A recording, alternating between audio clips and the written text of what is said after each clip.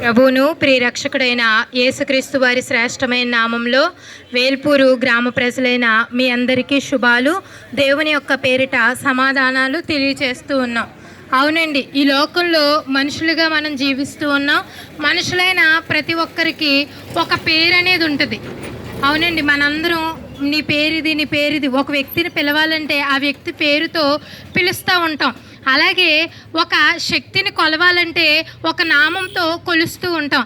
అయితే మనం మనుషులైన మనందరము ఏ నామాన్ని బట్టి రక్షించబడతామనంటే ఒక సందర్భాన్ని నేను మీకు తెలియజేస్తూ ఉంటాను.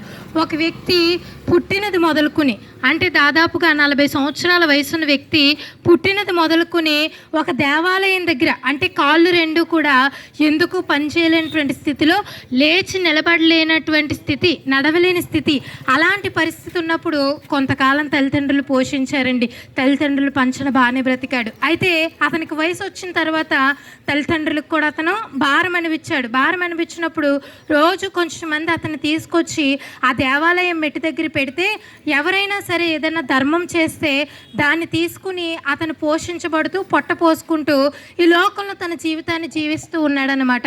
అతను చేస్తున్న పనిలో అదే రకంగా కొనసాగుతూ ఉన్నాడు. ఒకరోజు కొంచెం మంది దేవుణ్ణి ఆరాధించడానికి దేవాలయానికి ఎక్కువ వెళ్తున్నారంట. మెట్టు దగ్గర ఇతను కూర్చుని, అయ్యా మాకేమైనా ధర్మం చేయండి అని అంటే ఆ వ్యక్తులు అన్నారు, వెండి బంగారాలు మా యొద్ద లేవు, మా వైపు తేరు చూడు, వెండి బంగారాలు మా యొద్ద లేవు, మాకు కలిగింది నీకు ఇస్తామన్నారు. ఏంటండి, వెండి కన్నా, బంగారం కన్నా, వజ్ర వైడూర్యాల కన్నా ఈ లోకంలో గొప్పది ఏదైనా ఉందా అని అంటే అవునండి ఉంది. ఏంటంటే ఒకసారి మనకు అన్నీ ఉండొచ్చు, డబ్బు ఉండొచ్చు, ఐశ్వర్యం ఉండొచ్చు, ఎన్నో సుఖభోగాలు మనం అనుభవిస్తూ ఉండొచ్చు, కానీ ఒక్కొక్కసారి ఆరోగ్యం బాగోదండి.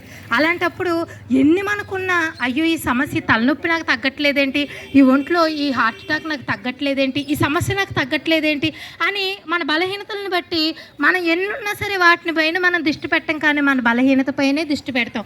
అయితే ఈ వ్యక్తికి అన్నారు కదా, వెండి బంగారాలు మా ఎద్దలేవు, మాకు కలిగింది నీకు ఇస్తాము అన్నారు. ఏంటి వీళ్ళకి కలిగింది అని ఒక్కసారి వాళ్ళపైన ఇతను లక్ష్యం ఉంచి తేరు చూచాడనమాట. అంటే వెండి బంగారాల కన్నా విలువైంది ఇస్తారా ఇల్లు అని ఆలోచన చేస్తూ వారి వైపు చూసినప్పుడు వారు ఏమన్నారనంటే, నజరేయుడైన యేసుక్రీస్తు నామమున లేచి నిలువు అని ఒకసారి అతను చేయి పట్టి ఇలా నిలబెట్టినప్పుడు అతను 2 కాళ్ళు బలం పొందుకొని, చీలమండలు బలం పొందుకొని దిగ్గున లేచి నిలవబడ్డాడంటండి. ఈ యేసుక్రీస్తు వారి నామంలో మేము ఆరాధించి, యేసుక్రీస్తు వారి ఈ నామంలో ఏముందనంటే మన జీవితాలకు ఏది అవసరమో అది యేసుక్రీస్తు వారి నామం దగ్గర దొరుకుతుందండి. మన జీవితాలకు, మన ఆత్మలకు ఏది అవసరమో యేసుక్రీస్తు వారి నామంలో మనకు దొరుకుతుందండి. ఆ వ్యక్తికి తినడానికి ఆ భిక్షం అడుక్కోవటం వల్ల, ఆ భిక్షాటన వల్ల లోటేమీ లేదు, పొట్ట నిండుతుంది, అంతా బాగానే ఉంది. కానీ ఆ వ్యక్తికి కావాల్సింది ఏంటంటే లేచి నడవడానికి కాళ్ళు కావాలి. అది ఎక్కడా ఈ అబ్బాయికి దొరకలేదు. కానీ నజరేయుడైన యేసుక్రీస్తు నామమున మాత్రమే అతను బాగు చేయబడ్డాడు. అవునండి, ఈ రోజుల్లో మనకు ఐశ్వర్యం ఉండొచ్చు, భోగభాగ్యాలు ఉండొచ్చు, ధన ధాన్యాలు ఉండొచ్చు, ఇలా ఎన్నో మనం కలిగి ఉండొచ్చు, కానీ మనకు కావాల్సింది చాలాసార్లు మనం పొందుకోలేం. ఏంటి అని అంటే మన ఆత్మలో నెమ్మది పొందుకోలేం, మన ఆత్మలో సమాధానం ఉండదు. అన్నీ ఉన్నాయండి, మా ఇంట్లో సమాధానం ఉండదండి, ఒకరితో ఒకరు మాట్లాడుకోలేని పరిస్థితులు. ఇవన్నీ ఎక్కడ తగ్గుతాయి, ఇవన్నీ ఎక్కడ పరిష్కారం ఉందనంటే యేసుక్రీస్తు నామం పేరిట మాత్రమే వీటన్నిటికీ పరిష్కారం ఉంది. దీనికోసం ఏమన్నా కోట్లు ఖర్చు పెట్టాలా, లేకపోతే దీనికోసం ఏమన్నా మనం గొప్ప గొప్ప కార్యాలు చేయాలా అంటే లేదు. ఇంట్లో ఒక చోట కూర్చుని యేసయ్య నీ నామం పేరిట అడిగితే మా సమస్య తొలగిపోతుందంట, మేము విన్నాము, నమ్మి నీ నామం పేరిట మా సమస్య తీసివే అని అడిగితే చాలండి. ఈ మహాకాశాలు పట్టలేని గొప్ప దేవుడు నీ చిన్న ప్రార్థన విని నీ ఇంటికి వచ్చిన సమస్యను పరిష్కరిస్తాడండి. ఈ వ్యక్తి లేచి బలం పొందుకుని నడుస్తూ దేవాలయంలోనికి వెళ్ళిపోయాడంటండి. అలాగే మనం కూడా ఈ యేసుక్రీస్తు వారి నామాన్ని ఆశ్రయిస్తే ఈ లోకంలో మన ఆత్మ నశించిపోయే స్థితిలో ఉందండి. ఆ నశించిపోయి నరకం పాలైపోయే స్థితిలో ఉంది. అలాంటి నరకం నుండి మనం తప్పించబడాలని అంటే యేసుక్రీస్తు నామం పేరిట, దేవా నేను పాపిని, నన్ను క్షమించు అని మనం ఎప్పుడైతే అడుగుతామో ఈ నామం పేరిట, అప్పుడు ఆయన మన పాపాలు క్షమించి పరలోక రాజ్యం చేరుస్తారండి. అంతేకాదు ఈ లోకంలో మనకున్న సమస్యలన్నిటినీ కూడా ఆయన తీర్చి మనకి మేలు చేసి మన హృదయాల్లో సంతోషాన్ని ఇస్తాడు. అటు కృప దేవుడు మీ అందరికీ దయచేయునుగాక. ఆమేన్. స్తోత్రం నాయన, స్తోత్రం స్తోత్రం స్తోత్రం స్తోత్రం స్తోత్రం. మహాపరిశుద్ధుడా, మహాగణుడా, సర్వోన్నతుడా, సర్వశక్తిమంతుడా, మీకు వందనాలు, స్తుతులు, స్తోత్రాలు నాయన. ఈ సాయంకాల సమయంలో ప్రభువా నిజమే నాయన, దేవాని స్తోత్రాలు నాయన. తండ్రి నీ స్తోత్రాలు. మంచి సమయానికి ప్రభువా అయా మమ్మల్ని పాదాల యొద్దకు నడిపించిన విధానం బట్టి నీకు వందనాలు. నిజమైన నాడు ప్రభువా శృంగారమనే దేవాలయం వద్దన ప్రభువా ఇదిగో పేతురు యోహానులు ప్రభువా దేవా ఇదిగో దేవాలయానికి వెళుతున్నప్పుడు నాయన నిజమే నాయన అయా కుంటివాడు ప్రభువా నాయన. తండ్రి నీ స్తోత్రాలు నాయన.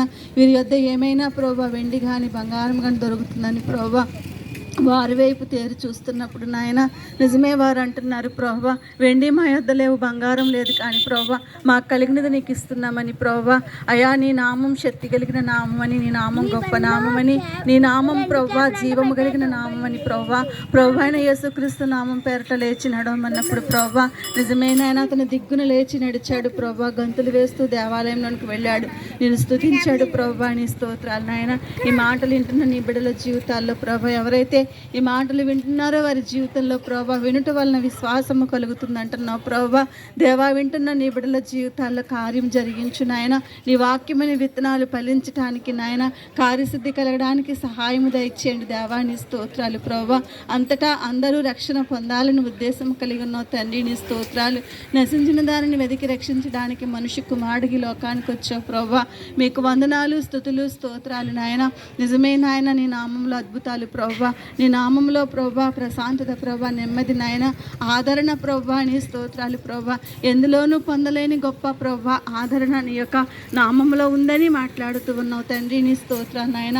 నిజమే లోకంలో ఎంతో ఎంతో ఉన్నాయి, కానీ ప్రభా నెమ్మది అనేది లేని జీవితాలకు ప్రభు ఇదిగో నేను నెమ్మదినిస్తాను అంటున్నావు. నేనే నిత్య జీవాన్ని అంటున్నావు ప్రభా. నువ్వు ఆధారం తప్ప ఎవరు నిత్య మార్గంలోనికి రాలేరు అంటున్నావు ప్రభా. నేనే మార్గం సత్యం జీవమై ఉన్నానంటున్నావు ప్రభా.